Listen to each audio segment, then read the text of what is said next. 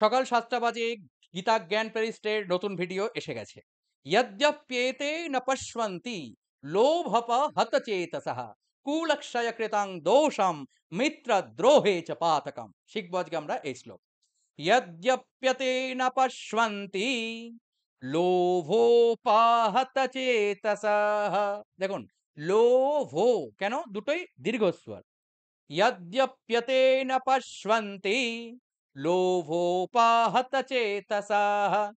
कुलक्षाय कृतं दोषं कुलक्षाय कृतं दोषं मित्रद्रोहे च पातकम् मित्रद्रोहे च पातकम्। শিখতে পেরেছেন অবশ্যই যে আমার মনে হয়। কারণ এখানে দীর্ঘস্বর যেগুলো আছে যারা শুরু থেকে জানছেন, শিখছেন তাদের কাছে সহজ ব্যাপার হয়ে গেছে আশা করি।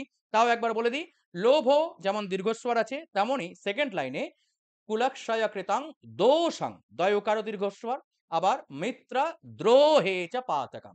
তাহলে আরেকবার পাঠ করি আমরা দীর্ঘস্বর রসস্বর বুঝে নিয়ে অনুষ্টুপ ছন্দে আটটা করে সংস্কৃত বর্ণ আমরা একবারে উচ্চারণ করব।